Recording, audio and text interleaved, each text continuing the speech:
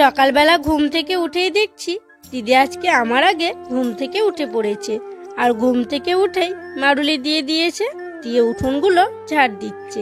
আর আমি ঘুম থেকে উঠলাম, ঘুম থেকে উঠে চোখে মুখে জল নিয়ে ঘরগুলো ঝাড়ু দিয়ে নিয়েছি। তারপরে দেখো ঘর মোছার জন্য জল নিতে কলপাড়ে চলে গেলাম। কলপাড়ে এখন এক বালতি জল নিয়ে নেব, তারপরে ঘরগুলো মুছে নেব। আর অন্যান্য দিন সকালবেলা টাইম করে জল দেয় না বলে পুকুরের জল নিয়ে আসি, দিয়ে ঘরটা মুছে নিই। তো যাই হোক দেখো এক বালতি নিলাম না, ওই হাফ বালতি মতো নিলাম। তারপরে ঘরে গিয়ে ঘরগুলো মুছতে শুরু করব। দেখো ঘরে জলটা নিয়ে চলে এসেছি। আর এই যে সেই যে নিমাইল নিয়ে এসেছিলাম প্রায় শেষের দিকে, আর একটুখানি আছে, ওই কয়েকদিন আর কি হবে। তবে রুদ্র বাবা কালকে তো ঘর মোছা লাঠিটা নিয়ে এসছে, কিন্তু ফিনাইলটা নিয়ে আসেনি।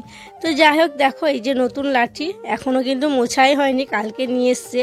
তো আজকে আর কি মোছা শুরু করব, তাই দেখো ভিজিয়ে দিলাম। আর আজকে নতুন স্ট্যান্ডটা দিয়েই ঘরটা মুছে নেব।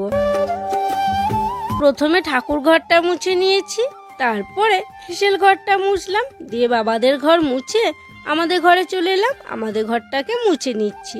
আর দেখো আমাদের ঘরটা কতটা ছোট, একটা খাট আছে আর একটা শোকেস আছে, তাই সব জায়গায় ঘিরে নিয়েছে।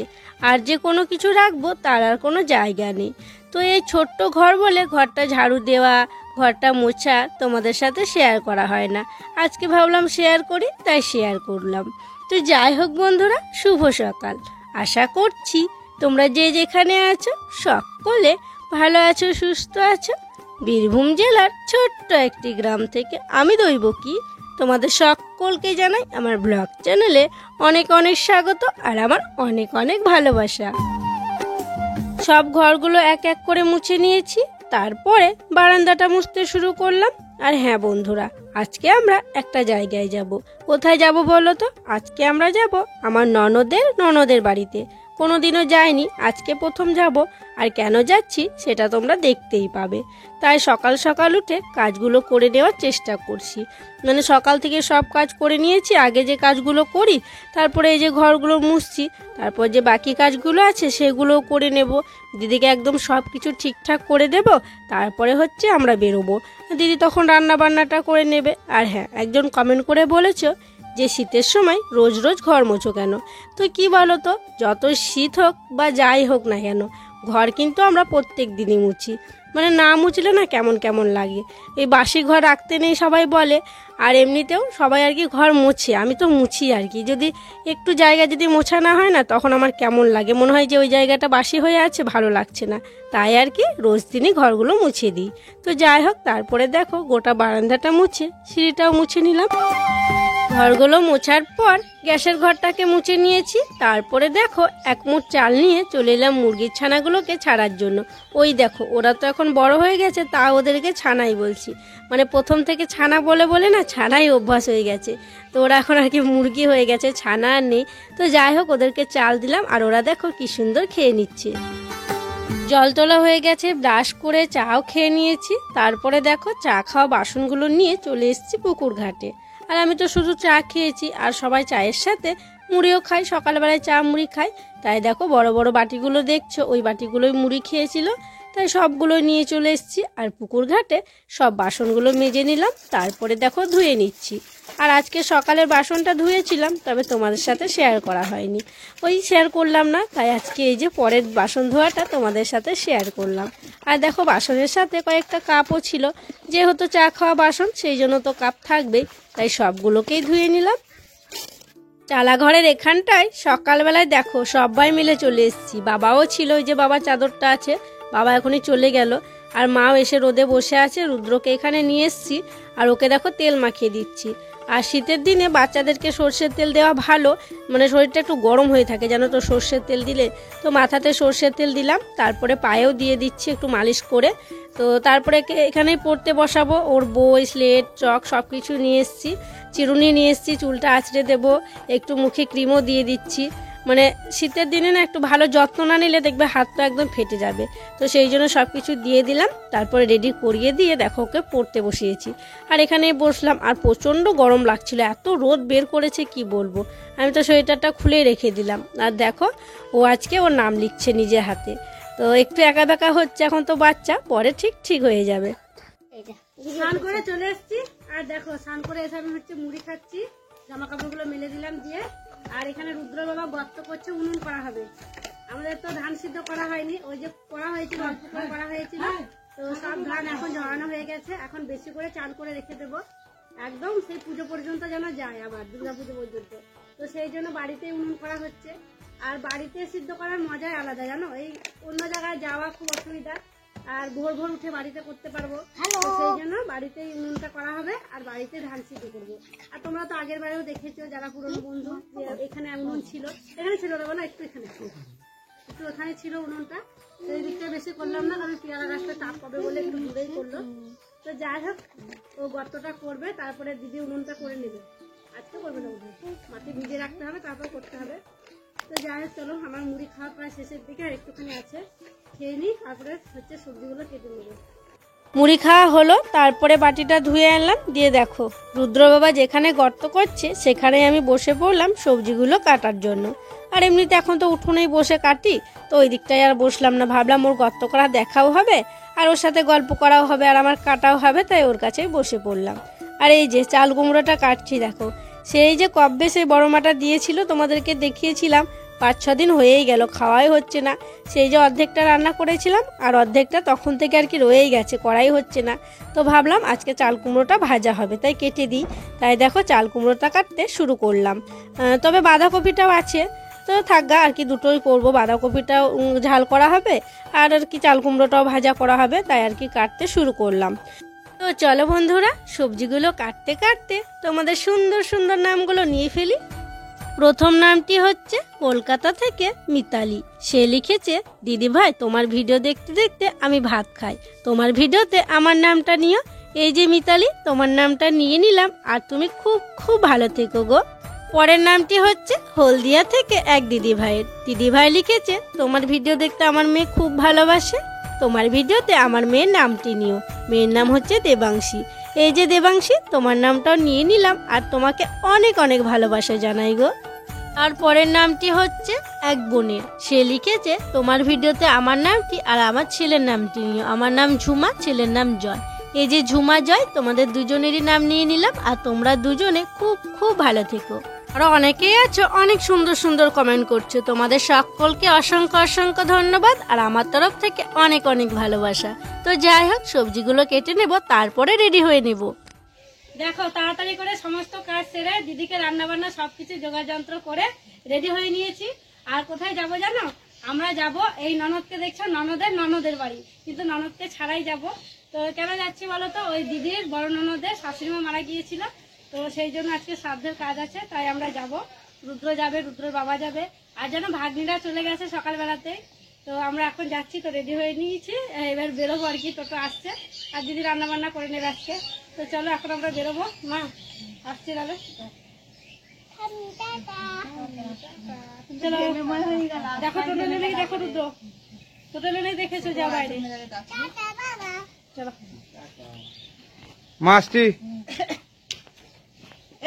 বাইরে টোটো এসছে নাকি রুদ্র দেখতে গেল, দিয়ে এসে বলছে, মা টোটো আসেনি। তো দেখো দিদি এদিকে রান্না বান্না বসিয়ে দিয়েছে, তো ভাবলাম দিদি রান্না বান্নাটাও তোমাদের সাথে একটু শেয়ার করে নিই, টোটো যেহেতু আসেনি। একদিকে দেখো ভাত ফুটে গেছে, আর একদিকে বাঁধাকপির ঝালটা করে নিচ্ছে। তো দিদি আজকে রান্না বান্না করবে, দিদি সব কাজকর্ম করবে, আমাদের আসতে তো ওই বিকেল হয়ে যাবে, খাওয়া দাওয়া করে একটু বসবো, বসে আমরা চলে আসবো। মা বাবা দিদি আসলাম, চলো চলে এসছে, কাপড়টা ভরে টোটো চলে এসছে, এখন আমরা টোটোয় উঠে পড়বো। আর সোয়েটারটা আমি পরে নিয়েছি, চাদরটা নিয়েছি, তবে ঢাকা নিইনি, এখন রোদ আছে তো গরম করছে। সোয়েটারটা পরেছি তাই যেন গরম গরম লাগছে, চাদরটা ব্যাগে ভরে নিয়েছি, আসার সময় তখন ঠান্ডা লাগবে, তখন ঢাকা নিয়ে নিব। আর দেখো রুদ্রকে বললাম জ্যাকেটটা পরার জন্য, কিছুতেই ছেলেটা পরলো না, ওই যে আমি হাতে করে নিয়ে বসে আছি। আর যেন ওকে একটু বেশি গরম লাগে, ঘেমে যায়, তো দেখো জামা পরে আছে, রোদে বসে আছে, তাই ঘেমে যাচ্ছে। তাই ভাবলাম ঠিক আছে রোদটা যখন পড়ে যাবে তখন ওকে জ্যাকেটটা পরিয়ে দেব। তো অনেকটাই রাস্তা দেখো পার করে চলে এসেছি। তো রাস্তাটা দেখো কি সুন্দর পরিষ্কার, ভালো লাগছে যেতে, রোদে বসে রোদও পাচ্ছি একটু একটু। আর হ্যাঁ, একজন কয়েকদিন আগে কমেন্ট করে বলেছিলে গুপ কি তোমাদের পাশের গ্রাম? তো পাশের গ্রাম বলতে কি বলো তো, ওই একটু দূরেই বটে, আমাদের আসতে ওই 45 মিনিট সময় লেগেছিল। আর দেখো এখন আমরা চলে এসেছি, আমরা এসেছি গুপ গ্রামে। তো এখানেই হচ্ছে আমার ননদের বাড়ি। তো এই যে দেখো আসা মাত্রই আমাদেরকে চিনি জল খেতে দিল, আর আমরা এখন চিনি জল খেয়ে নিচ্ছি। আর ওই যে দেখছো ওটা হচ্ছে আমার ননদের ননদ। দেখো বন্ধুরা, দিদিদের বাড়ি চলে এসেছি, এটা হচ্ছে আমার ননদের ননদ। প্রথমবার এলে? দিদি হচ্ছে প্রথমবার এলাম, তো মানে এই জন্য আসা আর কি, কোনোদিন আসিনি বলে আরো এলাম। আর দিদিদের তো অসুস্থ ছিল, শাশুড়ি মা মারা গেছে এই দিদির, তো সেই জন্য দেখো চুল টুল আঁচড়ানো নেই, কিছু আজকে করতে পারবে না, আজকের দিনটা, কাল থেকে তখন সবকিছু করতে পারবে। আর দিদি চা করে দিল, এখন চা বিস্কুট খাচ্ছি।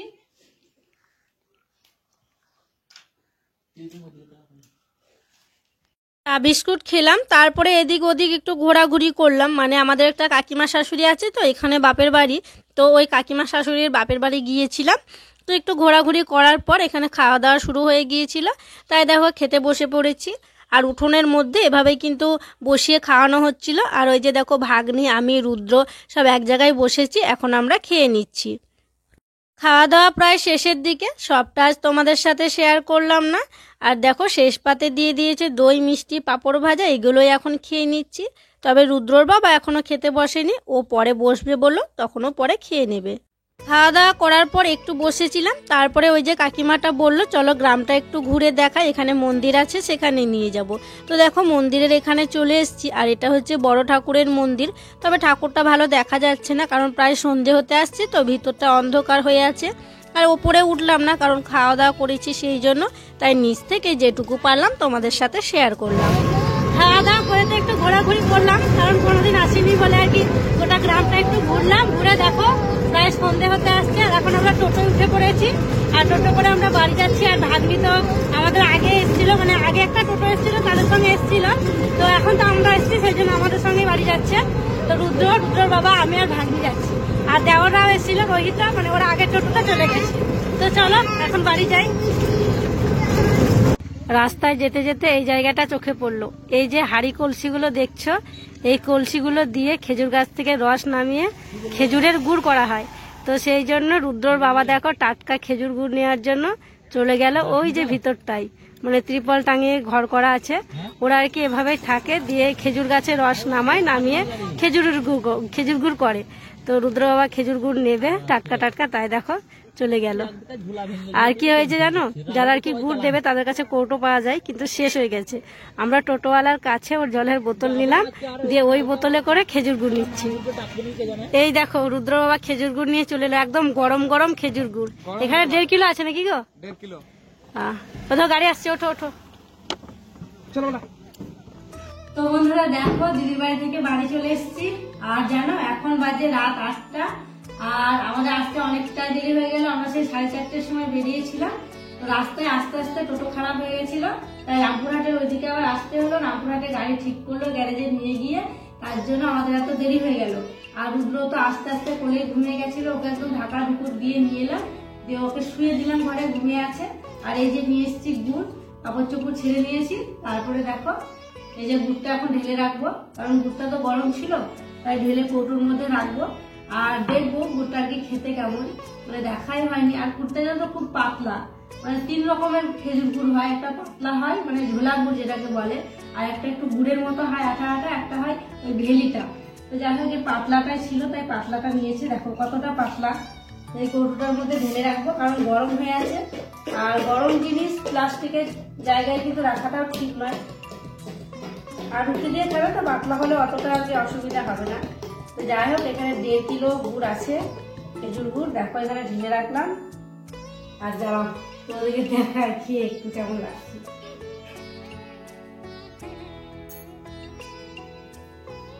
ভালোই আছে, গরম গরম, তখন না কোনো সেন্ট গন্ধ কিছুই পাচ্ছিলাম না, এখন একটু হালকা হয়েছে, অনেকক্ষণ দেরি হয়ে গেল আসতে। ঠিক আছে, তো এখন গুড়টা রেখে দেবো। এখন আর কোনো কাজকর্ম নেই, বিছানাগুলো একটু গোছাবো, আর হচ্ছে জামা কাপড় তুলে রেখেছিল দিদি, ওগুলো একটু গুছিয়ে আর কি রাখবো। তো চলো তাহলে বন্ধুরা, আজকের ভিডিওটা আর বড় করছি না, এখানেই বিদায় নিচ্ছি গো। তোমরা সকলে ভালো থেকো, সুস্থ থেকো।